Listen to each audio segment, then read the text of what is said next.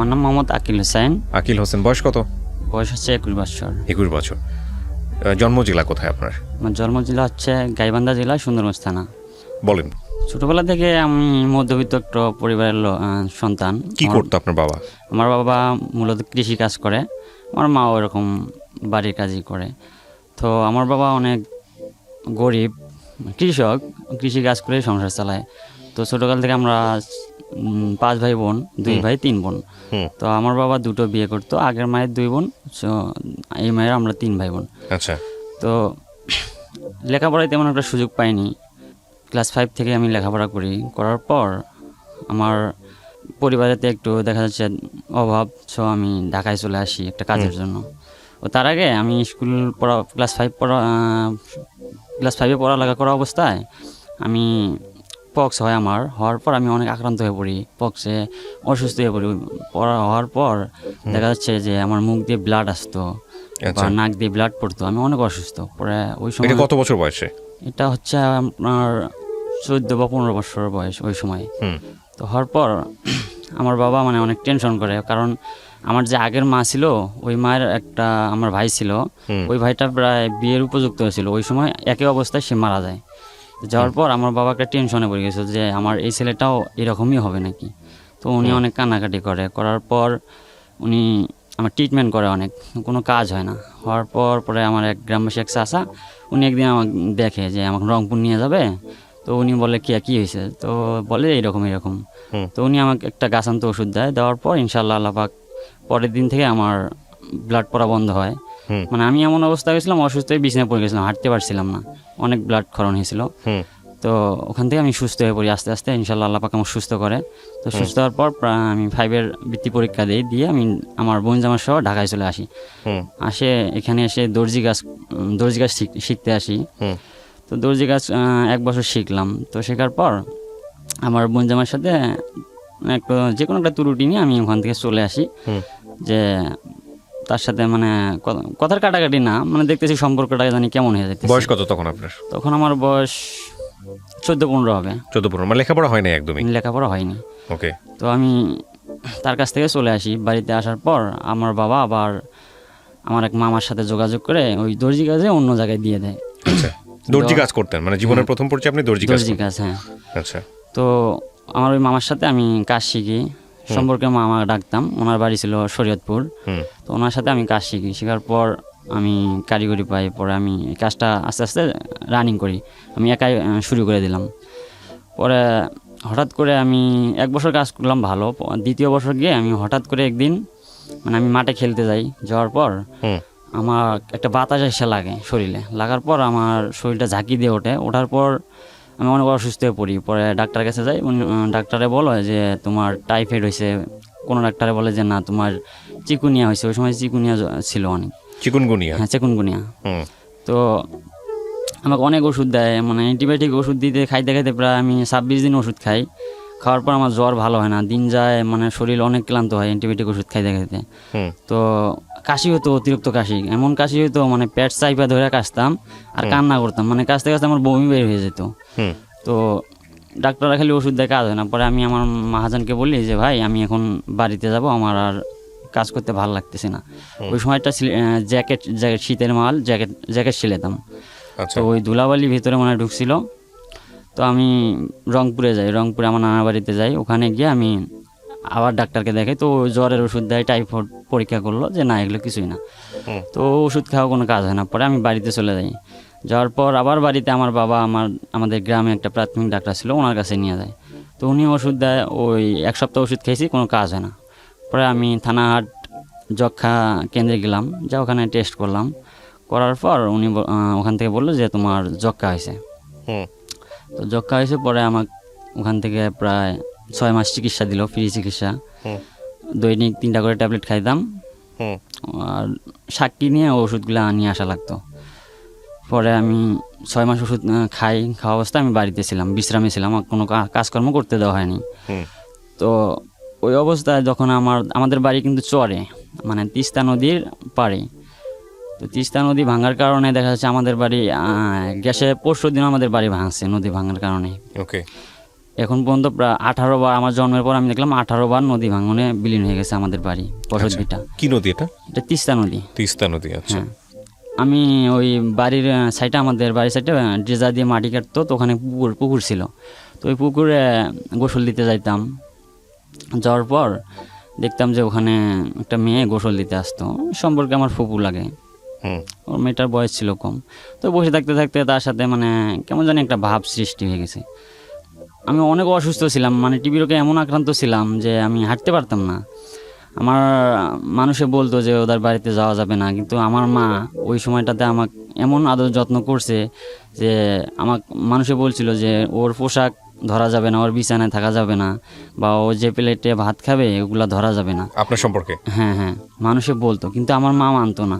আমার মা আমার কাপড় চোপড় ধুয়ে দিত 2 দিন পর পর, আমার বিছানায় যা আমার হাত পা মানে মুছাই দিত, আমার খাওয়া, আমি যে ভাত ছাড়তাম ফালাইতাম ওই ভাতগুলো আমার মা ইচ্ছা করে করে খাইতো, মানে এতটা ভালোবাসতো, মানুষের কথা মানতো না।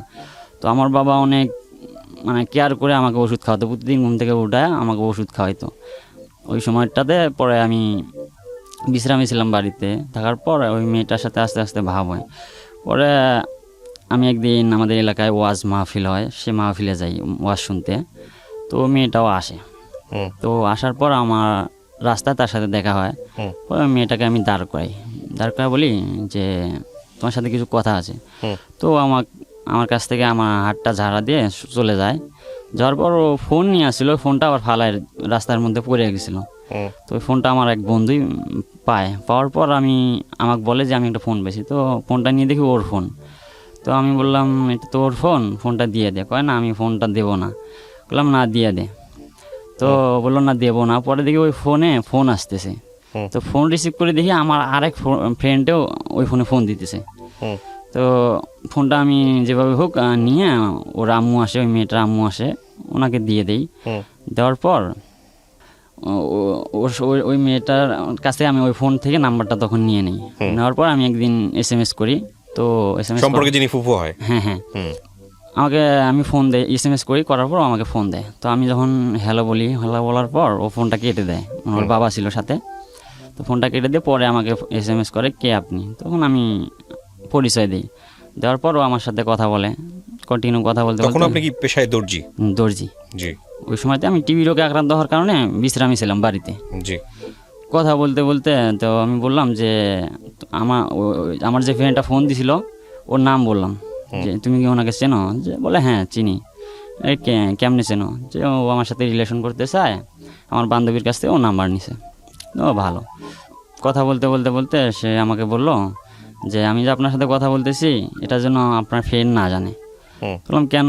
কয় না জানলে হয়তো সমস্যা হবে, আপনি ওকে বললেন আপনার সাথে বন্ধুত্ব হিসেবে কথা বলতেছি। আচ্ছা ঠিক আছে। এরকম কথা বলতে বলতে প্রায় যখন 2-3 মাস চলে গেল, তো সে আমাকে বললো যে আমি তোমাকে কিন্তু ভালোবাসি। বললাম কেন? আপনি না আমার ফ্রেন্ডের সাথে কথা বলেন। কয় না আমি ওর সাথে রিলেশন করব না, আমি আপনাকে ভালো লাগছে, আমি আপনার সাথে রিলেশন করব। তো আমি বললাম না এটা সম্ভব না। পরে উনি বললো যে না কোনো সমস্যা নেই, আপনার ফ্রেন্ডের সাথে আমি কথা অল্প কয়েকদিন বলছি, ওর সাথে দেখাও হয়নি আমার। তো এরকম করে বলতে বলতে বলতে আমি রিলেশনে জড়াই গেলাম। আচ্ছা। জড়া যাওয়ার পর কিছুদিন 7 মাস রিলেশন করলাম ওর সাথে। পরে রিলেশন করা অবস্থায় ওর সাথে আমার রেগুলার রাতে দেখা হতো, দিনেও দেখা হতো, বা আমি যাইতাম ওর সাথে দেখা করতে, ফোনে যোগাযোগ হতো। তো ওর বাবা মা জানতে পারে যে ও আমার সাথে রিলেশন করে। তো ওর বাড়ির থেকে আমার বাবা আমার কাছে আমার এক দাদুকে দিয়ে প্রস্তাব দেয় যে জিজ্ঞেস করে দেখেন তো ওনার ছেলে আমার মেয়েকে বিয়ে করবে কিনা। তো আমার দাদু আয়সা আমাকে বলে, আমি বলছি না আমি এখন তো আর বিয়ে করবো না, এখন তো আমার বিয়ে বয়সই হয়নি, বা আমি অসুস্থ। পরে ওর আম্মু আয়সা আমার বাবাকে সরাসরি প্রস্তাব করে। 2-3 বার প্রস্তাব করার পর উনি সরাসরি এসে আমার বাবাকে প্রস্তাব করে। তো আমার বাবা বলছে যে না ও তো এখন বিয়ের বয়সে হয়নি, বা ও অসুস্থ, তো এইভাবে ও কেমনে বিয়ে দেয়। তো তারপরে আমার বাবা এসে মানে আমার ওই দাদুকে দিয়ে আমাকে বলাইছে যে জিজ্ঞেস করে দেখেন দিয়ে ও বিয়ে করবে নাকি। তো আমাকে বলছে, তো আমি বলছি না আমি বিয়ে করবো না, কারণ আমি অসুস্থ, বা এখন আমার বিয়ে করার যোগ্যতা হয়নি। তো এই বলার পর তারা তাদের মেয়েকে অন্য জায়গায় বিয়ে দিয়ে দেয়, অন্য একটা ছেলের কাছে। তো বিয়ে দিয়ে দেয়, সেই সময় আমি সুস্থ হয়ে ঢাকায় আসি। আসার পর আবার আমি কাজ শুরু করি। তো বিয়ে দিয়ে দেয়। বিয়ে দেওয়ার পরে ও আমার সাথে কন্টিনিউ যোগাযোগ করতো, যোগাযোগ করতো, আমি জানতাম না যে ওর বিয়ে হয়ে গেছে। তো আমাকে বলে যে আমার বিয়ে হয় নাই, আমি তোমার সাথে যাইতে চাই, তুমি কি আমাকে নিবা?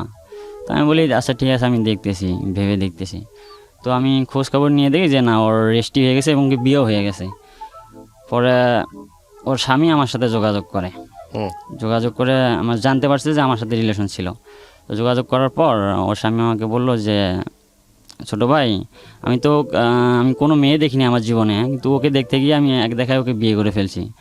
তো যেহেতু তোমার সাথে রিলেশন ছিল, আমি কিন্তু সব জানি, তারপর তোমার কাছে আমি আসলাম যে ওর সাথে যেন আমার সংসারটা সুখের হয়, যেন সংসারটা নষ্ট না হয়, সেক্ষেত্রে তুমি আমাকে একটু হেল্প করবা। বললাম আচ্ছা ঠিক আছে, সমস্যা নেই। পরে ওনার সাথে যোগাযোগ করে করে ও আমার সাথে যখন কন্ট্যাক্ট করতো, তখন আমি ওর স্বামীকে বলে দিতাম যে ও আমার সাথে যোগাযোগ করতেছে, আপনি ওকে একটু ইয়া করেন। মানে এমন সিস্টেমে আমি বলতাম যাতে ও আমার প্রতি একটা অবিশ্বাস সৃষ্টি হয়, যাতে আমার যোগাযোগ না করে, যাতে সংসারটা হয়, এটা আমি চাইতাম। তো এরকম করে অবিশ্বাস সৃষ্টি হয়ে গেল। পরে ও আমাকে বলল যে তো কিন্তু আমি জবাই করব। তো আমি হেসে এটা দিছি। কে বললো, মানে আপনার সঙ্গে যার সম্পর্ক? হ্যাঁ, সে বললো যে তুই আমাকে অনেক কষ্ট দিলি, তুই আমাকে বিয়ে করলি না। তো বললাম তুমি তো অন্য জায়গায় বিয়ে করে ফেলছো, তুমি ওখানে সংসার করো, সমস্যা নেই, আমি দোয়া করি তুমি সুখে থাকবা। ওর সাথে সম্পর্ক থাকার কত বছর পরে হচ্ছে ও এরকম আরেকজনকে বিয়ে করে? এই 1 বছর 1 বছরের মাথায়? হ্যাঁ। মানে আপনাকে বলছিল যে সে বিয়ে করতে যাচ্ছে? না, আমাকে বলেনি, না বলেই বিয়ে করছে? বিয়ে করছে যে আপনি হুট করে জানতে পারেন? হ্যাঁ, আমাকে বলতো যে ও আমাকে দেখতে আসছে, কিন্তু দেখতে এসে রেজিস্ট্রি হয়ে গেছে। ও আচ্ছা। পরে ও বিয়ে হয়ে গেছে, কিন্তু ওই জিনিসটা আমার কাছে গোপন রেখে গোপন কথা বলতো। রাখতো? হ্যাঁ। তারপরে আপনি সম্পর্ক রাখতেন ওই সময়টা? হ্যাঁ, রাখতাম, এমনকি ওর সাথে রেগুলারই যোগাযোগ হতো। আচ্ছা। তো পরে আপনি আমি জানতেন না জানলাম যে ওর বিয়ে হয়ে গেছে? না, আমি জানতাম ওর বিয়ে হয়নি। ওকে। পরে আমি যখন জানতে পারলাম, তখন তো আস্তে আস্তে আমি ওর কাছ থেকে সাইড কাটলাম। তো কাটার পর ও আমাকে একদিন বলল কি, তোকে আমি কুরবানির ঈদে, তো ঈদের দিন ও আমাকে ফোন দিয়ে বলে তোকে যে আমি জবাই করবো। বললাম কেন? তুই তো আমাকে অনেক কষ্ট দিছিস। বললাম কেন, কী কষ্ট দিলাম? আমি তো চাইছিলাম যে বিয়ের সময় হলে, বয়স হলে অবশ্যই বিয়ে করতাম। তো তোমাকে তো আগেই তোমার বাবা মা বিয়ে দিয়েছে, তুমি আমার সাথে শেয়ার করোনি। তো বলছে যে আরে না, আমি তোকে এমনিই বললাম, কিন্তু মন থেকে তো তোকে অনেক ভালোবাসি, তো সামনে পেলে জবাই করতে পারবো না, তোকে আমি দূর থেকে বললাম, এটা আমার রাগের কারণে। তো এরকম করে অনেক বলার পর আমি বুঝাইলাম, বোঝার পরে মানছে, ইনশাআল্লাহ ওখানে সংসার করতেছে, ওখানে একটা বাচ্চা হয়েছে। ওই সংসারে থাকো তুমি, আমি দোয়া করি সুখে থাকবা, সমস্যা নেই। ওকে, মানছে? হ্যাঁ, মানছে। তো ওখানেও সংসার করতেছে, এখন ইনশাআল্লাহ ভালো আছে। তো আমি ঢাকায় চলে যাই, যার পর মাঝে মাঝে ও ফোন দিত, দিয়ে আমার খোঁজ খবর নিত। কিন্তু আমি বলতাম যে তুমি ফোন দিও না, কারণ রাস্তাঘাটে দেখা হলে, যেহেতু এক এলাকায় বাড়ি, দেখা হলে তুমি ওই সময় কথা বলি আমার সাথে ভালো মন্দ, কিন্তু তোমার স্বামীর বাড়িতে গিয়ে বা চুরি করে ফোন দেওয়ার দরকার নেই। কারণ তোমার স্বামী জানতে পারলে দেখা যাবে যে তোমার সংসারে একটা অশান্তি সৃষ্টি হবে, বা তোমার স্বামীর মনে একটা সন্দেহ থাকবে, সংসারে অশান্তি সৃষ্টি হবে। তো ফোন দিও না। যদি কথা বলার ইচ্ছা থাকে তোমার স্বামীকে বলিও, তোমার স্বামীর ফোন দিয়ে কথা বলিও, সমস্যা নেই। তো এরকম করে বলার পর ও আর ফোন টোন দেয় না। 2 মাস 3 মাস পর বা 6 মাস পর একদিন ফোন দিত, দিয়ে ভালো মন্দ শুনতো, এতটুকুই। তো আমি ঢাকায় আসার পর আবার কাজ শুরু করি।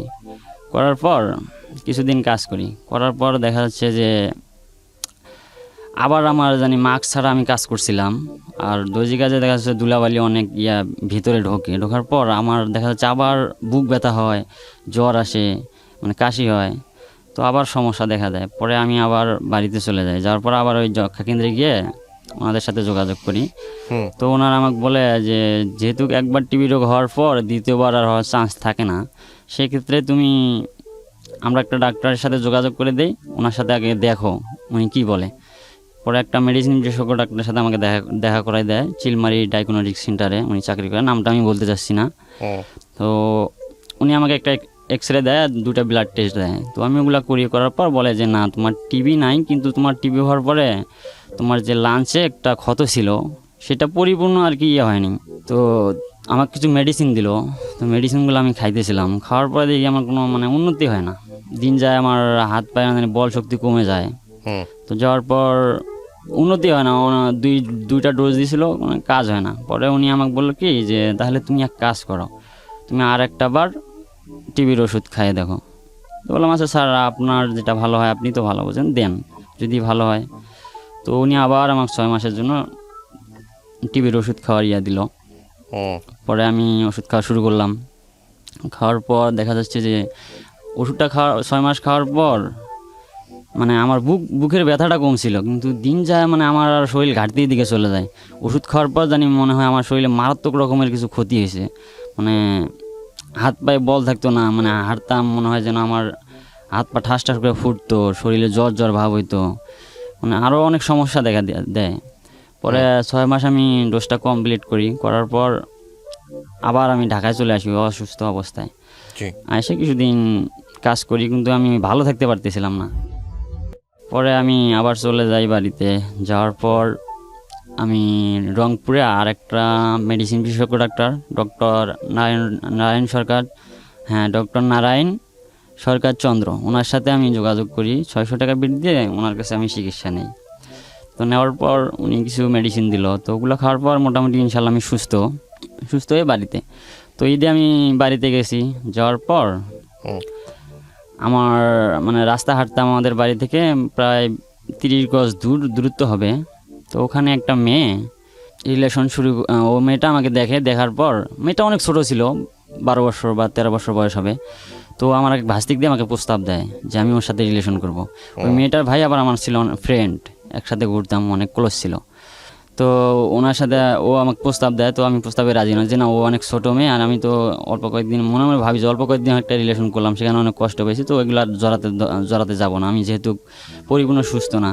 তো আমাকে প্রস্তাব দেয়, আমি রাজি হই না। 2-3 বার প্রস্তাব দেওয়ার পর আমার এক ভাস্তিক দিয়ে প্রস্তাব দেয়, আমার নাম্বার চাইছিল। পরে আমি আমার এক ফ্রেন্ড ওকে পছন্দ করতো, তাই ফ্রেন্ডের নাম্বারটা দিই।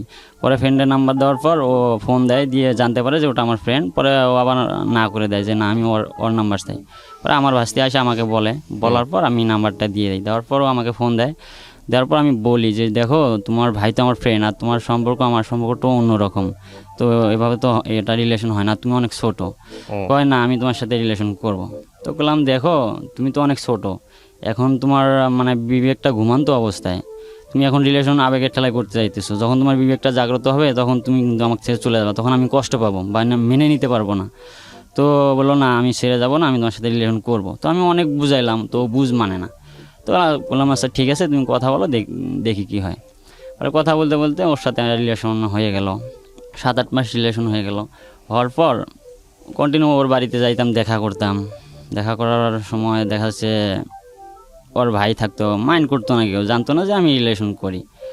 তো একদিন হঠাৎ করে গ্রামের মধ্যে মানে ওর সাথে আমি আমার এক চাচার বাড়িতে কথা বলি, দেখা হয়। ওখানে গিয়ে আমার চাচাতো বোনের বান্ধবী, তো ওখানে গিয়ে কথা বলি।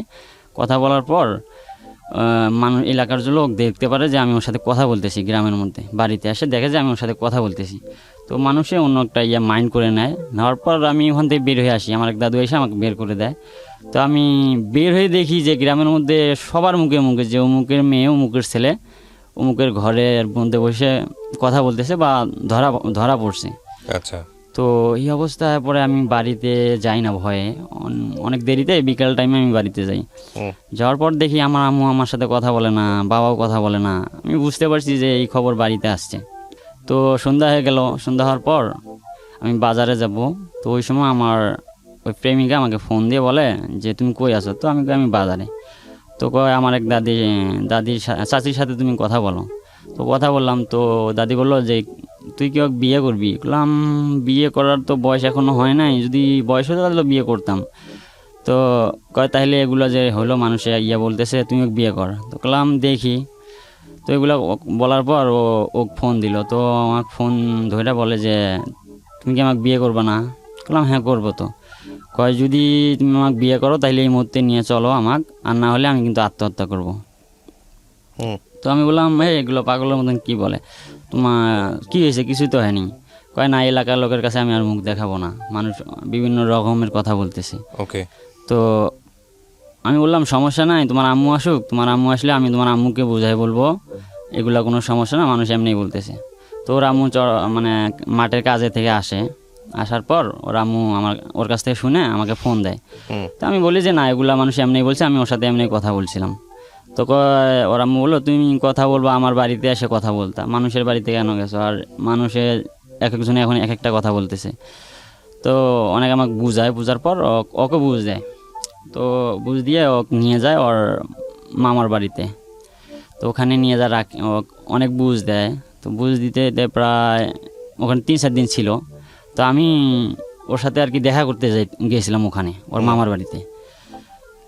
দেখা করতে গেছি, ওর মামার বাড়িটা ছিল ধূপনি নামে একটা জায়গায়, ওখানে ওর মামার বাড়িতে আমি খোঁজ নিয়ে নিয়ে যাই ওর সাথে দেখা করতে। তো দেখা করতে গিয়ে ওর মামা নিয়ে আমাকে দেখে যে আমি ওখানে আছি, পরে আমাকে ডাক দেয়, আমি বলি যে হ্যাঁ আমি এখানে আসছি ওর সাথে দেখা করতে। হুম। পরে ওর মামানি বলে হ্যাঁ তোমার এত বড় সাহস, তুমি এখানে আসছো দেখা করতে? আমি বলছি না, শুধু ওর সাথে একটু দেখা করে আমি ঢাকায় চলে যাবো, আর বাড়িতে থাকবো না। আচ্ছা। তো ওর মামানি আমাকে বলে হ্যাঁ তোমার এত বড় সাহস, তুমি ওর সাথে দেখা করতে আসছো? পরে ওর মামানি আমাকে বেশ কয়েকটা ছেলে ফেলে দিয়ে আটকাই দিল, দিয়ে বলছে থানায় ফোন দিল, ধূপনি থানায় ফোন দিল যে তোমাকে আমি পুলিশের হাতে তুলে দেবো ইফটিজিংয়ের মামলায়, দাঁড়াও। আচ্ছা। তো ফোন দিল। তো ওই সময় একটা লোক আসলো, ভদ্রলোক, ওনার নামটা ছিল সানা ভাই, উনি হেলথের চাকরি করতো সুন্দরগঞ্জে। হুম। তো উনি আইসা রাস্তার মধ্যে দেখে আমাকে ধরছে। তো আমাকে বললো যে বাবু তোমার কী হয়েছে? তো বললাম ভাইয়া এই অবস্থা, আমাকে ধরছে, আমি এমনি দেখা করতে আসছিলাম কিন্তু আমাকে ধরছে, আমাকে নাকি থানায় দিবে।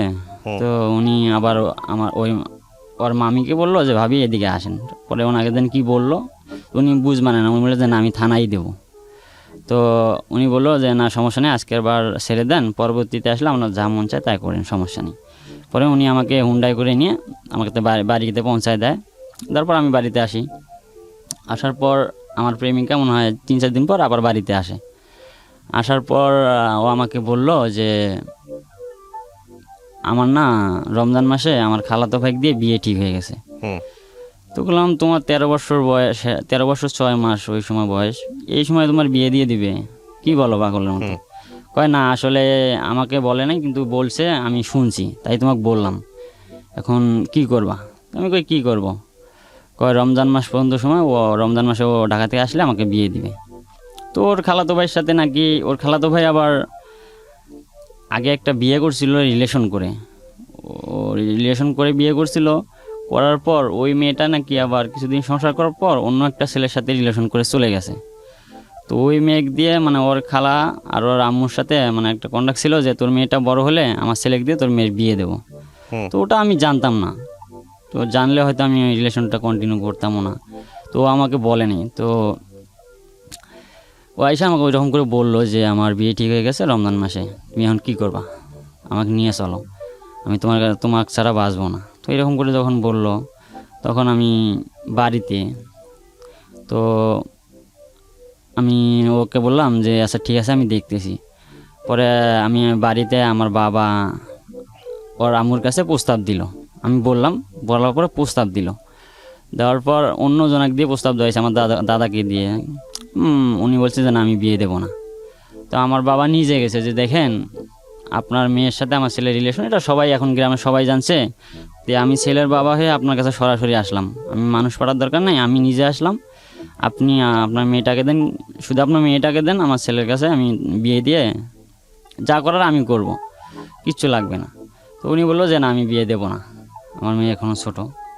তো বলে ঠিক আছে যদি বিয়ে নাই দেন তাহলে তো আর জোর করার কিছু নাই, তবে পরবর্তীতে যদি কোনো দুর্ঘটনা ঘটে, হয়তো আমি এখন আপনার কাছে আমি আছি, তখন কিন্তু আপনি আমার কাছে যাইতে পারবেন না, বা আমি আমার ছেলেকে অনেক শাসন করছি, তারপরেও যদি কিছু করে তখন কিন্তু আমার কাছে আর যাইতে পারবেন না, বা আমি এর জন্য কোনো কিছু দায়ী নিতে পারবো না, আমি আমার ছেলেকে অনেক বুঝাইছি, শাসন করছি। তো উনি বললো যে না আমি বিয়ে দেবো না, আমার মেয়ে ছোটো। তো এরকম করে আমি ঢাকায় বাড়িতেই ছিলাম। তো আমার স্ত্রী বলল যে প্রথম রমজানে ও বাড়িতে আসবে, আসলে আমার বিয়ে হয়ে যাবে, সব কিছু কমপ্লিট। তো আমাকে বলে আমাকে নিয়ে চলো।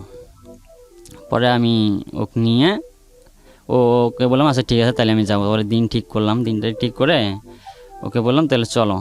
পরে ওকে নিয়ে ও বললো কেমনে যাব, তুমি দেখো কেমনে পারো। পরে ওর আম্মু মাঠে গেছে, চরের মধ্যে জমিতে কাজ করতে গেছে, ওই সময় প্রাইভেটে গেছে, প্রাইভেটে গিয়ে ওই দিক দিয়ে পরে চলে আসছে। আমি আবার একটা অটো ঠিক করে রাখছিলাম, ও অটোতে করে ও আমরা দুজনে উলিপুরে আসি। উলিপুর থেকে আমি একটা বাস নিয়ে আমার ফুপুর বাড়িতে যাই, দিনাজপুর, যেখানে আমি আমার জন্মের পরে কখনো যাইনি। আমি আমার ফুপুকে বলছি ফুপু আমি আসতেছি আপনার বাসায়। তো উনি বললে যে আচ্ছা আসো, অনেক দিন পর আসতেছো। তো বারবার আমাকে ফোন দিতেছে, দেওয়ার পর বললো যে কই তুমি? পরে বললাম আমি দিনাজপুর আসি। তো আমার ফুফাতো ভাইকে রিসিভ করতে পাঠায় দেয় আমাকে। তো আসে দেখে যে আমার সাথে একটা মেয়ে। পরে নিয়ে বাসায় গেলাম। পরে আমার ফুপু জিজ্ঞেস করলো যে এটা কে। পরে আমি কিছু বলি না, শুধু হাসি।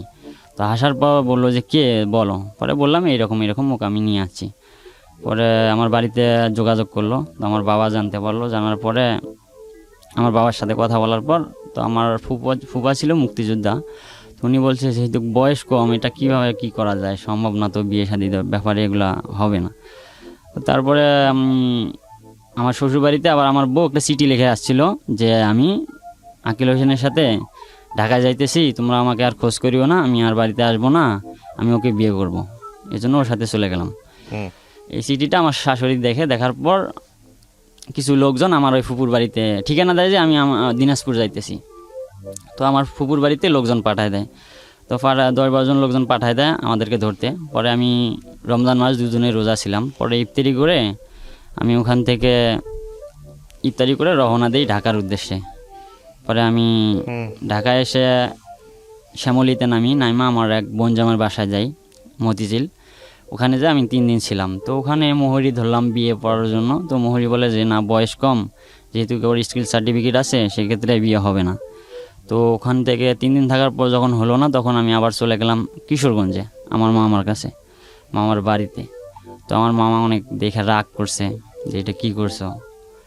তো আমার মামা কিশোরগঞ্জে গিয়ে পরে ওখানে 2-3 দিন থাকার পর পরে কিশোরগঞ্জে এক উকিল সাহেবের সাথে যোগাযোগ করে আমাদেরকে নিয়ে যায় উকিল সাহেবের বাসায়। তখনও কি বিয়ে হয়নি আপনাদের? না, বিয়ে হয়নি। ওর বয়স কত?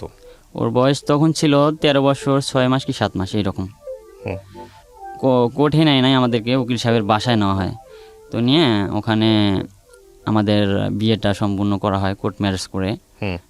কাজী সাহেব ডাক দিয়ে রেজিস্ট্রি করা হয়। ওখানেই বিয়ে শাদী কমপ্লিট করে আমরা চলে আসি। আপনাকে কোর্টে কে বিয়ে দিল এভাবে? বিয়েটা দিচ্ছে হচ্ছে উকিল সাহেব কিশোরগঞ্জেরই। উনি সব কিছু দায়িত্ব নিয়ে করে দিছে। টাকা নিছে আমার কাছে মনে হয় 10,000 কি 8,000 টাকা ওই সময় নিয়েছিল, আমার সঠিক খেয়াল নেই। তো উনি বিয়েটা করে দেয় কোর্ট ম্যারেজ করে। দেওয়ার পর পরে আমরা 13 দিন এখানে থাকার পর আমার শাশুড়ি ওই ধুপনি থানার মধ্যে একটা জিডি করছিল যে আমার মেয়ে বাল্যবিবাহের মামলা তো জিডি করছিল সাধারণত। জিডি করার পর পরে আমার বোনই আর কি আমার ওই শাশুড়ির সাথে কন্ট্যাক্ট করে যে ছেলে মেয়ে তো যেখানে হোক আছে, আমার কাছে আছে, তো আপনারা মীমাংসা হন। তো আমার শাশুড়ি বললো ঠিক আছে, আমি মীমাংসা হব, ছেলে মেয়েকে আনেন। বলেছেন না, ছেলে মেয়ে যেখানে আছে আপনারা মেহমানরাই মীমাংসা হন, 2 পক্ষ। তো আমার শাশুড়ি বলে যে আচ্ছা ঠিক আছে, আমরা কালকে তাহলে বসবো। তো আচ্ছা ঠিক আছে। তো কালকের কথা কয়ে আমার শাশুড়ি, আমার মামা শ্বশুর, তিনি আবার একজন বাংলাদেশ পুলিশের একজন কর্মকর্তা। তো ওনার সাথে কন্ট্যাক্ট করে সবাইকে ডাক দেয়। পরের দিন রমজান মাস ইফতারির পর আমাদের এলাকার সাবেক মেম্বার আব্দুল মজিদ চাচার বাড়িতে আর কি মিটিংটা বসবে, ওখানে মীমাংসা হবে। তো ওখানে যাওয়ার পর লোকজন যায় সব। ইফতারের পর আমার বাবা, আমার চাচা, আমার ফুফাতো ভাই এবং আমার ওই বোন জামাই যায়। যাওয়ার পর আমার শাশুড়ি মীমাংসার কথা বলে সব লোক ডাক দিছে, সব এলাকার সব লোক আসছে। আসার পর বলতেছে তোমরা যাও, আমরা আসতেছি, এই কথা বলে মেম্বারের বাড়িতে যাবে। তো আমার শাশুড়ি ওখানে ধুপনি থানা থেকে সিভিলে 4 জন পুলিশ নিয়ে রাখছিল। এটা হয়তো কেউ জানতো না। তো আমার বাবা যখন ঘরের দরজায় যায়, আমার বাবা, আমার চাচা, আমার বোন জামাই যাওয়ার সাথে তাদেরকে অ্যারেস্ট করে ফেলে। আচ্ছা, ওই মিটিংয়ের মাঝখান থেকেই অ্যারেস্ট করার পর সব লোক অবাক হয়ে গেছে যে এটা কিভাবে সম্ভব, মানে কেউ আর কিছু বললো না ওখানে। তো অ্যারেস্ট করে নিয়ে চলে যায় ধুপনি থানাতে। যাওয়ার পর পরে আবার আমরা আমাদের লোকজন দিয়ে যোগাযোগ করি। যোগাযোগ করার পর ওনারা বললো যে না, আমরা ছাড়বো না, আমরা করে দেবো, মানে ছেলে মেয়ে হাজির করার পরে আমরা ওদেরকে ছেড়ে দেবো, আনাতে ছাড়বো না, চালান করে দেবো। তো আমার এক আত্মীয় ছিল, ওনার সাথে যোগাযোগ করার পর উনি ওই ধুপনি থানা থেকে ট্রান্সফার করে সুন্দরগঞ্জ থানায় নিয়ে গেছে। আমার 4 জন আসামিকে নিয়ে যাওয়ার পর সুন্দরগঞ্জ থানা থেকে পরে বলছে যে দেখো, তোমাদেরকে ছাড়া হবে, কিন্তু তোমাদেরকে কথা দিতে হবে, ছেলে মেয়েকে হাজির করতে হবে, যেহেতু 2 জনেরই বয়স কম। তো 13 দিন পর পরে আমার বাবা কথা দিয়েছে যে ঠিক আছে, আমরা হাজির করব। পরে আমার বাবাকে ছেড়ে দিল। দেওয়ার পর পরের দিন আমরা চলে গেলাম বাড়িতে সুন্দরগঞ্জে। যাওয়ার পর নাসির সাহেব নামে একটা লোক ছিল, উনি সব কিছু হেল্প করছে আমাকে। উনি পরে আমার ওই ওসি সাহেবের সাথে যোগাযোগ করে ওসি সাহেবের কাছে আমার স্ত্রীকে রিটার্ন দিয়ে দিল। দেওয়ার পর বলল যে আমার শাশুড়ি বলছে যে দেখেন ওর তো বয়স কম, ওকে আমরা নিয়ে যাই, নিয়ে যা রাখি, লেখাপড়া করুক, যদি ওর পূর্ণ বয়স হয়ে যায়, যখন সাবালিকা হবে, ও যদি ইচ্ছা করে ওর কাছে যাবে তো যাবে, সমস্যা নেই।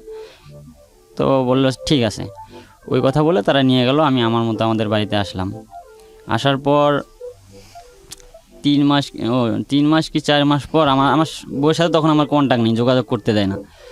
তো 3-4 মাস পর আমি হঠাৎ করে একদিন শুনি, না ও আমাকে ফোনে পরে যোগাযোগ করলো, রেগুলার কথা হয়, চুরি করে করে কথা বলে আমার সাথে। তো হঠাৎ করে একদিন শুনি যে ও নাকি বিয়ে হয়ে গেছে। ওর খালাতো ভাই যে ছিল, ওই খালাতো ভাই দিয়ে ওর বিয়ে হয়ে গেছে। তো বিয়ে হয়ে গেছে, তো আমি বললাম যে তোমার যে বিয়ে হয়ে গেছে আমাকে তো ডিভোর্স করলা না, আমি ডিভোর্স লেটার তো পাইলাম না, কেমনে বিয়ে হলো? আর তোমার আম্মু বললো যে তুমি নাবালক, এই বলে থানায় থেকে নিয়ে গেল। নিয়ে যাওয়ার পর তুমি আবার কেমনে সাবালিকা হলো, আবার তোমার আম্মু তোমাকে কেমনে ওখানে দিয়ে দিল? কারণ তখন আপনি কই? তখন আমি বাড়িতেই পালিয়ে থাকেন নাকি জেলে পড়ছেন তখন? না, আমি জেলে ছিলাম না, আচ্ছা, আমাকে ধরতে পারে নাই। আমি আপনার বাবা মা তখন জেলে? না, আমার ও পরের দিনই ছেড়ে দিছে। হুম, দেওয়ার পর আমি বললাম যে তোমার মামা তিনি একজন থানা পুলিশ, তোমার আম্মু শিক্ষিত, তিনি একজন ওয়ার্ড ভাইস চেয়ারম্যান, তো তোমার ফ্যামিলিটা পুরাই শিক্ষিত। আমি না হয় অশিক্ষিত, ভুল করে নিয়ে গেছিলাম, তোমাকে নিয়ে বিয়ে করছিলাম। তো আমি তো থানার মধ্যে গিয়ে সেটা ভুল স্বীকার করে তোমাকে জমা দিয়ে আসলাম। আর তোমার আম্মু বললো যে না, আমি সাবালক না হওয়ার পর্যন্ত আমি ওকে লেখাপড়া করাবো। তো কিভাবে তোমাকে আবার তোমার খালাতো ভাইয়ের সাথে বিয়ে দিয়ে দিল? তো দেওয়ার পর এই কথা বলার পর বললো আমি তো এসব জানি না। তো বললাম তুমি তাহলে বিয়ে বসলা? তো না, আমাকে জোর করে করাইছে। তো জোর করে করাইছে, বললাম আচ্ছা ঠিক আছে। কাজী দিয়ে বিয়ে পড়াইছে না কোর্টে? কয় না, কাজী দিয়ে। যেদিন তোমাকে ডিভোর্স করাইছে ওই দিনেই বিয়ে পড়াইছে। তো 3 মাস। তো ওই সময় ও যখন আমার কাছে ছিল, তখন 3 মাস পর ও মানে ওখানে যাওয়ার পর ওর পেটে বাচ্চা ছিল, বাচ্চা কনসেপ্ট করে ফেলছিল ওই সময়। তো বাচ্চাটা 3 মাস পর ওর আম্মু নষ্ট করে ফেলার পর ও অনেক অসুস্থ হয়, হাসপাতালে নেওয়া হয়। পরে ওর আম্মুকে আমি ফোন দিলাম যে ও কই, ও অনেক অসুস্থ, ওর ব্লাড হইতেছে, ও হাসপাতালে আছে, ওর সাথে এখন যোগাযোগ করতে কথা বলা যাবে না। বললাম আচ্ছা ঠিক আছে। তো ওইভাবে কিছুদিন গেল, তারপর ও সুস্থ হয়ে বাসায় ফিরে আমাকে ফোন দিয়ে বলে যে পরে ওর জিএসসি পরীক্ষা, পরে 5 মাস পর ও পরীক্ষা দিতে আসলো ওদের বাড়িতে, আমাদের কাশিম বাজারে। তো জিএসসি পরীক্ষা দেওয়ার পরও আমার সাথে রেগুলার যোগাযোগ করতেছে, কন্টিনিউ কথাবার্তা হইতেছে। তো আমাকে বলে যে আমি তো তোমার কাছে যাব। আমি বললাম কেন, তোমার তো ওই জায়গায় বিয়ে হয়ে গেছে, তুমি আবার আমার কাছে আসবা কেমনি? তো বললো যে না, আমি তো ওকে স্বামী হিসাবে মেনে নিতে পারছি না, আর যেহেতু আমি তোমার সাথে রিলেশন করছি, আমি তোমার সাথে থাকতে চাই, তোমার সাথেই বাঁচতে চাই, আমি তোমার কাছেই যাব, তুমি আমার স্বামী, আমি ওকে স্বামী হিসাবে মেনে নিতে পারি না। আমি যদি নাবালক হয়ে থাকি বা আমার যদি স্বামীর প্রয়োজন হয়, তাই আমি তোমার কাছেই যাব। আমার জীবনে যদি স্বামী লাগে তো আমি তোমাকেই নিয়ে থাকবো, আমি ওকে স্বামী হিসাবে মেনে নিতে পারছি না। তো এগুলো বলার পর তার সাথে আমার রেগুলার যখন যোগাযোগ হয়, এরকম কন্টিনিউ যোগাযোগ হইতে তো তোর যখন জিএসসি পরীক্ষা শেষ হয়ে গেল, হওয়ার পরের দিন আমরা আবার তারিখ ঠিক করলাম, যে হওয়ার পরের দিন ওকে নিয়ে আবার আমি চলে আসলাম ঢাকায়। নিয়ে আসি আবার আমি ঢাকায় এসে আমার ইয়ের বাসাতে উঠলাম, আমার এক বোনের বাসায়, আমার বড় বোনের বাসায়। তো ওখানে কিছুদিন থাকার পর আমি চলে যাই আবার আমি কিশোরগঞ্জে চলে যাই। কিশোরগঞ্জে যাওয়ার পর আবার ওই উকিল ধরেই ওকে ডিভোর্স করা হয় কোর্টে নিয়ে। তো উকিলে ওকে জিজ্ঞেস করলো যে তুমি কি নিজ ইচ্ছায় যাচ্ছ নাকি ও জোর করে নিয়ে আসছে?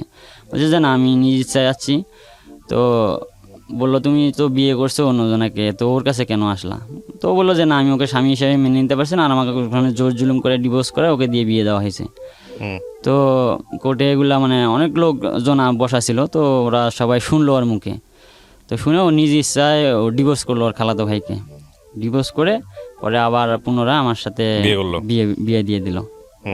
আবার নতুন করে কোর্ট ম্যারেজ করে বিয়ে করলাম। করার পর ভালোই ছিলাম, প্রায় 1 মাসের মতন ভালোই ছিলাম। থাকার পর হঠাৎ করে একদিন আমার বাবাকে ধরে নিয়ে গেল পুলিশে বাজার থেকে। এই বিয়ে করার কারণে? হ্যাঁ, আর বাবাকে তো আবারও ধরে নি, আগেও ধরে নিয়ে আগে ধরছিল একবার। পরে আমার বাবাকে আবার ধরলো, ধরার পর আমরা জানলাম যে আমার নামে অপহরণ মামলা করা হয়েছে। হুম আমার শাশুড়ি এবং আমার মামা শ্বশুর মিলে মামলাটা করছে যে ও ওদের বাড়ি থেকে ওর স্বামীর বাড়িতে যাইতে ধরছিল। আমি রাস্তার মাঝ থেকে আমার বন্ধু বান্ধব সহ মোটর সাইকেল দিয়ে ওকে মানে ওখান থেকে তুলে নিয়ে আসছি। এই ধরনের একটা মামলা সাজিয়ে মামলাটা করে ধুবনি থানায়। তো তারপরে আমার বাবাকে ধরে নিয়ে যায়, নিয়ে যাওয়ার পরে ধুবনি থানার পুলিশ অফিসার আমার বাবাকে বলে যে কিছু টাকা পয়সা দাও, আমরা তোমাকে ছেড়ে দিই। তো আমার বাবা বলছে যে না, আমি টাকা পয়সা দেবো না, আপনারা নিয়ে যান, আমাকে নিয়ে যা চালান দিবেন এটাই তো দেন।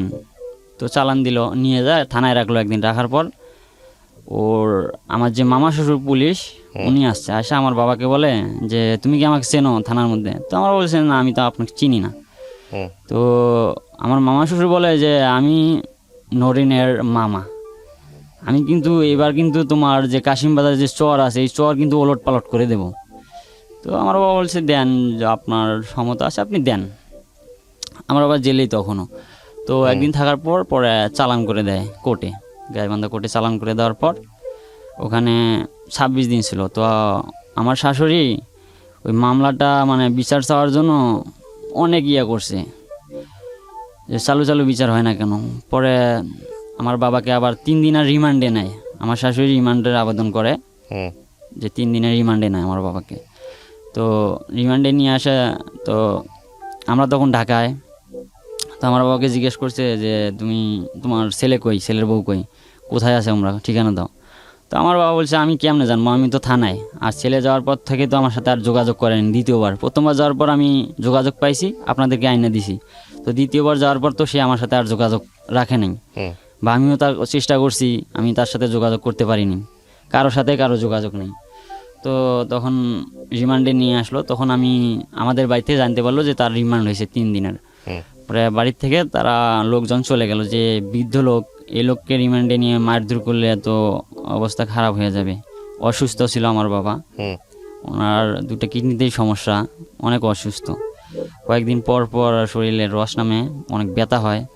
তো ওই লোকরে রমজান মাসেই ধরে নিয়ে গেল। তো আবার রিমান্ডে নেবে 3 দিনের। তো হুম রিমান্ডে নিয়ে এসে ওগুলো জিজ্ঞেস করলো। তো আমার বাবাকে সময় দিল, কয় তুমি তোমার 15 দিন সময়, 15 দিনের ভিতরে তুমি তোমার ছেলেকে হাজির করাও। ধুবনি থানা পুলিশ বললো। তখন আমার বাবা বললো আমি তো থানায় আছি, আমি কেমনে হাজির করবো, আপনারাই দেখেন, আপনারা তো বাইরে আছেন, আপনারা চেষ্টা করে দেখেন, খুঁজে বের করতে পারলে নিয়ে আসেন, আমি কেমনে বের করবো এখান থেকে। তো এই কথা বলার পর আমি আমাদের লোক যায় থানায়, যা যেহেতু রিমান্ডে নিছে সেক্ষেত্রে খামে করে তাদেরকে 5,000 টাকা দেয় থানায়, যে যাতে তাদেরকে আমার বাবাকে মারধর না করে। তো ওনারা মারধর করে নাই, ওনারা এমনি মুখে জিজ্ঞাসাবাদ করছে। তো জিজ্ঞাসাবাদ করার পর আমার শাশুড়ি আবার গেছে ওই সেদিন থানায়, আমার বাবার জন্য রুটি কলা এগুলো নিয়ে গেছে। হুম নিয়ে যা আমার বাবাকে দিছে যে এগুলো খাও। তো আমার বাবা বলছে যে না, আমি আপনার এগুলো খাবো কেন, আমাকে যে পুলিশ অফিসার নিয়ে আসছে আমার স্যারে যা খাইছে আমাকেও তো তাই খাওয়াইছে, তো আমি আপনার রুটি কলা তো খাবো না। তো এগুলো বলার পর আমার শাশুড়ি অনেক মানে রাগারাগি করে ওখান থেকে চলে আসছে। তো আসার পর আবার আমার বাবাকে নিয়ে গেছে, 3 দিন রিমান্ড হওয়ার পর আবার কোর্টে নিয়ে গেছে। তো কোর্টে নেওয়ার পর আমরা এইদিকে আমি পরে ঢাকায় গিয়ে চাকরি খুঁজি, ওই সময় চাকরি নেই, হাতে টাকা পয়সা নাই। পরে আমার ফুফাতো ভাইয়ের সাথে কন্ট্যাক্ট করে পরে আমি ঢাকা বেক্সিমকো যে একটা আছে ফ্যাক্টরি আছে, গার্মেন্টস ফ্যাক্টরি, তো বেক্সিমকোতে আমি চাকরি নেই, অনেক কষ্টের পর ওখানে চাকরি হয়। তো চাকরিটা হওয়ার পর আমরা দুজন ওখানে থাকি, আমি চাকরি করি প্রায় 1 মাস চাকরি করলাম। অনেক কষ্ট, মানে থাকা খাওয়ার অনেক কষ্ট, মানে দুজন যে ছিলাম অনেক কষ্ট, বালিশ ছিল না থাকার ঘুমানোর, ঘরে অনেক ওই সময় অনেক ঠান্ডা শীতে। পরে আমার মা একটা পাঠায় আমার জন্য, কম্বল খেতা এগুলো নিয়ে মানে অনেক কষ্ট করে ওখানে থাকতাম। ঠিক মতো খাওয়া হতো না, মানে বাড়িতে টাকা পয়সার এক সমস্যা, এখানে আমি চাকরি পাচ্ছিলাম না, টাকা পয়সা নাই, ওকে নিয়ে অনেক কষ্ট করে ওখানে থাকতাম। ও তো মেয়েটা অনেক ছিল ছোট, তো ওকে অনেক কষ্ট দিতাম না, আমি যতটুকু পারতাম ওকে ভালো রাখার চেষ্টা করতাম। ও আমাকে বলতো যে দেখো আমি ওকে পরে বললাম যে তুমি তোমার বাড়িতে যোগাযোগ করো, তোমার আম্মুর সাথে তোমার আব্বুর সাথে কথা বলো, বা তোমার মামার সাথে কথা বলে বলো যে আমি আসছি, আমি ওর সাথে থাকতে চাই, তুমি তো ম্যানেজ করতে পারবা তোমার ফ্যামিলিকে, তো তুমি কথা বলে দেখো। তো বলে যে না, আমি ওনাদের সাথে কথা বলবো না, আমি আমার বাবা মা আমার পুরো ফ্যামিলি ত্যাগ করে আসছি, আমি আর তাদের সাথে কথা বলতে চাই না, তোমার যদি লজ্জা না থাকে তুমি কথা বলো। তো তারপর আমি ওর মামাতো বোন একটা ছিল, ওনার নাম হচ্ছে মুন্নি আপু, ওনার সাথে আমি যোগাযোগ করতাম। তো উনি আমার কাছে যোগাযোগ করতো কথা বলার জন্য ওর সাথে। তো ওকে দিতাম, ও কথা বলতো না, যে তোমার লজ্জা নেই তুমি কথা বলো। আমি কথা বলবো না, আমি মা বাবা সব সাইডে দিয়ে আসছি, তোমার মা বাবাই আমার মা বাবা। আর তুমি যদি গাছতলায় থাকো আমি গাছতলায় থাকবো, কিন্তু আমি আমার ফ্যামিলির কাছে আর যাব না। যে আমার ফ্যামিলি তো আমার ভালো চাইতেছে না, আমি যেটা চাই আমার ফ্যামিলি চায় না, ওই ফ্যামিলির আমার প্রয়োজন নেই। তো এইরকম করে ছিলাম 1 মাস, ওখানে আমি চাকরি করলাম।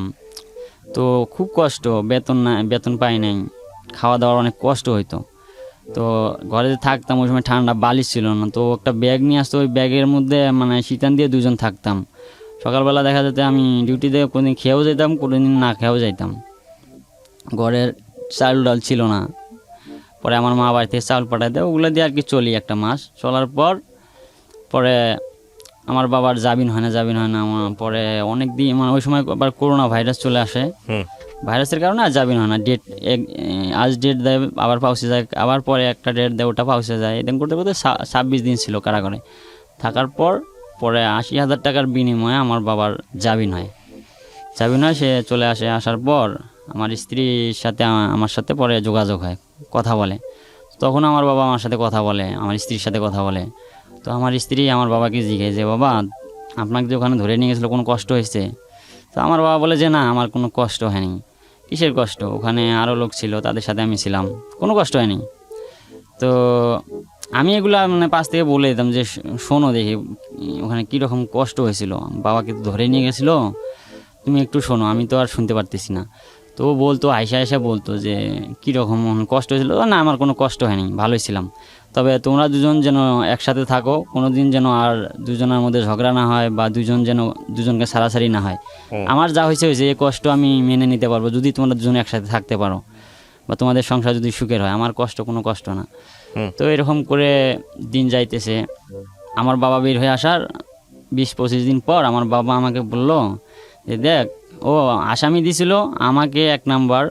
আমার একটা ফ্রেন্ড ছিল, ও আমার সাথে ঘোরাফেরা করতো, সন্দেহজনকভাবে ওকেও দিছে। ও কোরআনে হাফেজি পড়তেছে, ও দিছে 2 নাম্বার আসামি। ওর বাবাকে দিছে 3 নাম্বার, না আমার বাবাকে দিছে 3 নাম্বার, ওর বাবাকে দিছে 4 নাম্বার, আমার আম্মুকে দিছে 5 নাম্বার। তো আমার বাবাকে ধরার পর পুলিশ আসতো, আইসা হামকি ধামকি দিত। আমার আম্মু আবার পালাতো, বাড়িতে এসে ভয় দেখাইতো, এলাকার লোককে ভয় দেখাইতো।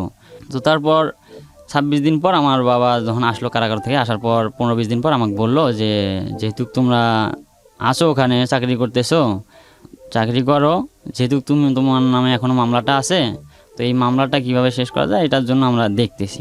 তুমি আর কতদিন পালায় থাকবা, যেহেতু সংসার করে খাইতে হবে। তো পালায় যদি তুমি একদিন ধরা পড়ো, তখন আবার জিনিসটা কেমন হয়ে যাবে। কষ্ট আমি পাইছি, টাকা তো গেছেই।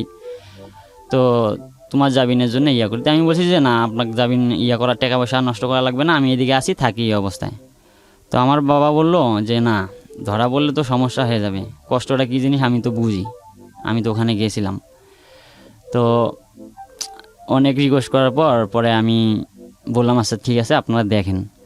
পরে আমি এদিক চাকরি থাকতেছি। পরে আমার বউ 1 মাস থাকার পর বললো যে না, আমি আর ঘরে বসে থাকবো না, আমি চাকরি করব। পরে আমার বাবা রাগ হয়েছে, এই তোমার তো বয়স কম, এতটুকু একটা মেয়ে তুমি চাকরিতে যাবা, মানে তোমার দরকার নাই, তুমি থাকো 4-5টা মাস কষ্ট করে ওখানে থাকো, থাকার পর আমি তোমাকে নিয়ে আসবো বাড়িতে। তো ও বলছে যে না, আমার আর একা একা বসে থাকতে ভাল লাগে না, আমি চাকরি নেব। তো আমি না করি, অনেক না করার পর ও বলে যে না, আমি চাকরি নেবই। তো গার্মেন্টসে যায়, ও তো বয়স কম, চাকরিতে নেয় না। আমার 2টা ভাবি ছিল, ওই ভাবির সুদে। তখন আপনি কি করতেন, দর্জিগিরি? না, আমি চাকরি করতাম গার্মেন্টসে। আচ্ছা। আমার ভাবিক সহ ও যায় বেক্সিমকোর, আর একটা ছিল বেক্সিমকোরের শাখা, ওটা সেরামিক্স লিমিটেড নামে একটা ছিল, ফ্যাক্টরি ছিল। তো ওখানে সকল প্রকারের লোককে নেয়, একটা ছোটো থেকে শুরু করে বৃদ্ধ লোকদের পর্যন্ত। তো আমি অনেক না করার পরেও ও বলে যে না, আমি যাব। পরে আমার ভাবিকে সহ যায়, যাওয়ার পরে ও ওখানে চাকরি নেয়। তো নেওয়ার পর ওখানে মনে হয় 17 দিন ডিউটি করছিল। ডিউটি করার পর বাড়ি থেকে ফোন আসলো যে তোমাদেরকে আসতে হবে, কিছুদিনের ভিতরে আসতে হবে বাড়িতে। বললাম কেন? কয় তোমার জামিন হবে, জামিন করার জন্য আমরা গাইবান্ধায় এসপি স্যারের সাথে কথা বলছি, তো এসপি স্যারে তোমাকে ডাক দিলে তুমি আসবা। আইসা শুধু এসপি স্যার বলছে শুধু 2জনে সাইন করে চলে যাবা। তো তো ওর একটা স্যার ছিল, ওর যে গার্লস স্কুলে পড়তো, ওই যে আশরাফ বিএসসি নামে আমার এক চাচা ছিল, আমার সম্পর্কে চাচা ওর স্যার। তো ওনার সাথে যোগাযোগ করলাম, উনি বললো হ্যাঁ সমস্যা নাই, তোমরা আসো, আইসা সাইনটা দিয়ে চলে যাবা। তো আচ্ছা ঠিক আছে। পরে আমি এখানে একদিন ফোন দিল, পরে আমি গার্মেন্টসে ছুটি নিলাম, 3 দিনের ছুটি নিয়ে চলে গেলাম বাড়িতে, যা ওক নিয়ে চলে গেলাম। পরে আমার ডাক দিল, চলে গেলাম। সেদিন ছিল বৃহস্পতিবার।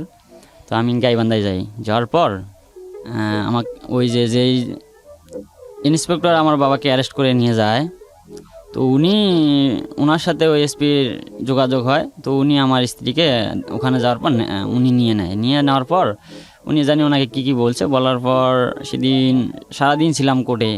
তো কোর্ট বন্ধ হয়ে গেল, রাতের 8টা বেজে গেছে। তো ওই সময় ওকে কোর্টে নেওয়া হলো, শুধু ওকে আর আমার বাবা, আমার চাচা জেঠু সবাইকে। নেওয়ার পর কোর্টে গিয়ে ম্যাজিস্ট্রেট মানে ওই এসপি আর ওই ইন্সপেক্টর জানি ও কী বলছে, যে এইভাবে বলবা যাতে কোনো সমস্যা না হয়, ও শিখাই দিছে। তো কোর্টে গেল রাত্রে 8টা বাজে, ওনার দুপুরে গেছে, রাত 8টা পর্যন্ত আমি বাইরে, ওর সাথে আর কোনো দেখাও নাই, কথাও নেই, আমার বাবা আমার চাচারা ওর সাথে। তো কোর্টে ম্যাজিস্ট্রেট ওর কাছে স্টেটমেন্ট নিয়েছে, ও স্টেটমেন্ট দিছে, যে ম্যাজিস্ট্রেট জিজ্ঞেসে যে তোমাকে জোর করে তুলে নিয়ে যাওয়া হয়েছে? যে ও বলছে যে না, আমি আমার স্বামীর কাছে নিজ ইচ্ছায় গেছি। তো তুমি তো বিয়ে করছিলা। বলছে যে হ্যাঁ, আমার প্রথমবার এরকম নিয়ে আসছে আমার স্বামী, নিয়ে এসে বিয়ে করছে, করার পর আমার বাবা মা তার কাছ থেকে নিয়ে এসে আবার তাকে জোর করে আমাকে ডিভোর্স করে আমার খালতো ভাইয়ের সাথে বিয়ে দেওয়া হয়েছে। তো আমি তাকে স্বামী হিসেবে মেনে নিতে পারি নাই। আমি আবার আমার প্রথম স্বামীর সাথে যোগাযোগ করে, তারপর ম্যাজিস্ট্রেট কি বলেছে সবকিছু শোনার পরে? তিনি শোনার পর তিনি বলল, যে ম্যাজিস্ট্রেট বলল যে ঠিক আছে, তোমার আম্মু তো এই মামলা করছিল, অপহরণ মামলা, যে তোমাকে তুলে নিয়ে যাওয়া হয়েছে। তো তুমি যেটা বললা সেটা তো সেই হিসেবে তো ছেলের দোষ নাই। তো ঠিক আছে, এখন কি তুমি ওর সংসার করতে চাও? তো বললো হ্যাঁ, আমি ওরই সংসার করব, ওর সাথে গেছি, ওরই সংসার করব। তো তখন আমার বললো, ম্যাজিস্ট্রেট বললো, তাহলে না, তোমার তো এখনো সেই বয়সটা হয় নাই, তো তোমার আম্মু তোমার আব্বু যেটা বলবে তোমাকে সেটাই শুনতে হবে। তো তোমাকে এখন তোমার আব্বু আম্মুর সাথে তাদের বাড়িতে যাইতে হবে। তো আমার স্ত্রী বললো যে না, আমি ওদের বাড়িতে যাব না, আমার বাবা মার বাড়িতে যাব না, আমি আমার স্বামীর বাড়িতেই চলে যাব। কারণ আমার বাবা মা তো আমি যাকে চাই তারা তো সেটা বোঝে না। ওখানে নিয়ে যাওয়ার পর আবার ওকে ডিভোর্স করে আবার ওই জায়গায় বিয়ে দিবে, আমি জানি। আমি ওখানে যাব না, আমি আমার স্বামীর কাছ থেকে আসছি, আমি আমার স্বামীর কাছে চলে যেতে চাই। তো অনেক জোরাজুরি করার পর আমার শাশুড়ি, তারপরে আমার ওই খালা শাশুড়ি, যার ছেলে দিয়ে ওর বিয়ে হয়েছিল, তো উনি গেছে, ওনারা মানে আমার স্ত্রীর হাত ধরে টানাটানি, এক পর্যায়ে ওখানে ধস্তাধস্তি শুরু হয়। তো আমার স্ত্রী আমার ওই খালা শাশুড়িকে একটা ধাক্কা দেয়, দিয়ে বলে যে তোমরা সবাই যাও, আমি তোমার কাউকে চিনি না, যে আমি আমার স্বামীর কাছে গেছি, আমি ওখানেই থাকবো, তোমাদের কেউকে আমি চিনি না। তো এগুলো বলার পরে ম্যাজিস্ট্রেট বললো যে তোমরা যেহেতু এরকম করতেছো, যেহেতু ওর স্বামীর কাছে যেতেছে, আবার তোমরা চাইতেছো, সেক্ষেত্রে আমি কাউকেই দেবো না, যেহেতু ওর বয়স কম, আমি কাস্টডি করে ওকে রাজশাহী পাঠাই দেবো, কাস্টডি ইয়ের মধ্যে থাকবে, ও যখন বয়স হবে তখন ও বের হয়ে যেটা ডিসিশন নেবে ওটাই। তো এটা বলার পর সবাই একটা টেনশনে পড়ে গেল, যে ওর বয়স কম, এই মেয়েটা কাস্টডি করে পাঠাই দিবে। তো ও বললো যে না, আমি ফ্যামিলিতে যাব না। তো ও আর আমিও বললো যে আমি আসছি কিন্তু এখানে মীমাংসা হইতে, তো আমাকে মীমাংসা করে দেন। তো ম্যাজিস্ট্রেট বললো যেহেতু মীমাংসা হইতে আসছেন, তো ঠিক আছে, তার তো আর কোনো কথাই থাকে না, তো মীমাংসা হয়ে যান। তো বলছে ঠিক আছে। তো আমার স্ত্রী বললো যে মীমাংসা হোক আর যাই করুক, আমি কিন্তু আমার ফ্যামিলিতে আগেই যাব না, প্রয়োজনে আমি ওই যে আমার ওর স্যার ছিল যে আশরাফ বিএসসি স্যার, আমি ওনার সাথে ওনার বাড়িতে যাব, ওনার বাড়িতে থাকবো। পরের দিন যদি লোকজন পাঠায়া নিয়ে আসে আমাকে, ওখান থেকে আমি আসবো, আগে আমি যাব না। তো মাঝখান থেকে যে ওই যে ধুপনি থানায় যে রাজেন্দ্র স্যার ছিল, যিনি আমার বাবাকে অ্যারেস্ট করে, ওই রাজেন্দ্র স্যার বললো যে না, কারো কাছে যাওয়ার দরকার নাই, ও আমার সাথে আমার বাসায় যাক, আজকে আমার বাসায় থাকবে। আর আমার বাবাকে বললো, আমার চাচাদেরকে বললো যে তোমরা কালকে 5-7 জন লোক নিয়ে আইসা খাওয়া দাওয়া করে বউ নিয়ে যান। তো ওখানে তো আর কিছু করা থাকলো না, তো আমার বউকে নিয়ে চলে গেল ওনাদের বাসায়। তো রাস্তায় আসলাম, আমরা আইসা আবার ধুপনিতে দেখা করলাম ওর সাথে। তো বললো যে হ্যাঁ, তোমরা কালকে আসো, ওর মামা আসলে তোমরা 2-4 জন লোক এসে খাওয়া দাওয়া করে বউ নিয়ে যান। তো বললাম আচ্ছা ঠিক আছে। পরে আমরা কোর্ট থেকে বাড়িতে গেলাম, যাওয়ার পর রাত্রে থাকলাম, পরের দিন ফোন দিলাম। তো ফোন দেওয়ার পর রাজেন্দ্র স্যার বলে যে ওর মামা তো এখনও থানাতেই আছে ডিউটিতে, উনি আসতে পারে নাই, তো উনি পরশু দিন আসলে তোমরা পরশু দিন আসো। আচ্ছা ঠিক আছে, আমরা পরশু দিন যাব। তো পরশু দিন ফোন দিলাম, তো বলে যে না এখন একটু সমস্যা আছে, আপনারা মঙ্গলবারে আসেন। তো এরকম করে ডেট দেয় দিতে দিতে প্রায় 15-20 দিন যখন হয়ে গেল, তখন আমরা বুঝলাম যে না ওনারা আর আমাদেরকে দিবেন আমি আমার স্ত্রীকে। তো ধুবনি থানার থেকে আমার ওই দারোগা সাহেব উনি আমার এক বোন জামাইকে ফোন দেয়, দিয়ে বলে যে আকিল হোসেনের বউকে দেওয়া হবে, তবে তোমরা কিছু টাকা নিয়ে আসো থানার মধ্যে। নিয়ে আসলে আমি দিয়ে দেবো, আমি নিজে থুই আসবো ওর বাড়িতে। আপনি কি বর্তমানে এই মেয়েটার সঙ্গে সংসার করছেন, মানে যাকে আপনি বিয়ে করেছিলেন?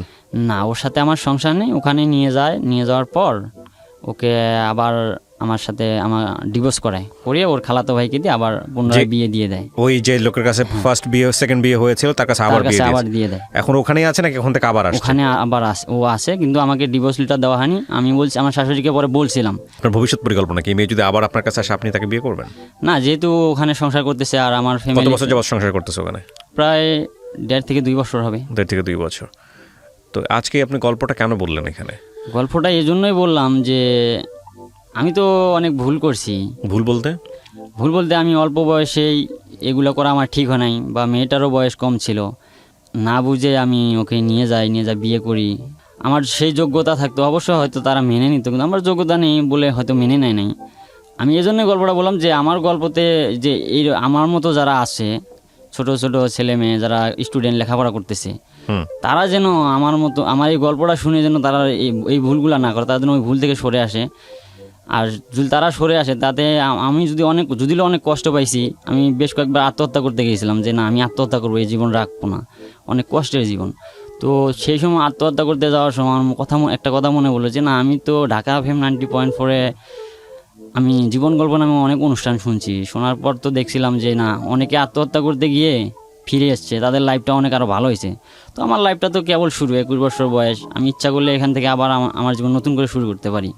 তো সেক্ষেত্রে আত্মহত্যা আমি আর করি নাই। রাইট, আপনি যে কথাগুলো বলে দিয়েছেন সেগুলোই আমার কথা। আপনি যে গল্পটা বলতে আসছেন এটা অবশ্যই অনেক মানুষকে অনেক কিছু শেখাবে, এবং আমি মনে করি প্রিয় দর্শক এবং শ্রোতা যারা এই গল্পটি এতক্ষণ শুনছিলেন তাদেরকে শুধু একটা কথাই বলবো, আমাদের জীবনে যত রকমের ট্র্যাজেডি আছে তার মধ্যে ঘুরে ফিরে এই প্রেম ঘটিত ট্র্যাজেডি অনেক বেশি, এবং সেখানে বোঝাই যায় যে অপ্রাপ্ত বয়স্কদের এই ম্যাচিউরড আচরণ যেটা জীবনকে শেষ করে দিতে পারে। রাইট না? আপনার বয়স কত? আমার বয়স এখন 21 বছর। পুরো জীবনটাই সামনে পড়ে আছে। এই অভিজ্ঞতা যদি কাজে লাগিয়ে যদি সামনের জীবনটা সুন্দর করেন তাহলে আপনার জীবনটা অনেক সুন্দর হবে, ব্যাপারে কোনো সন্দেহ নাই। অনেক ধন্যবাদ আজকে আমাদেরকে এখানে সময় দেওয়ার জন্য।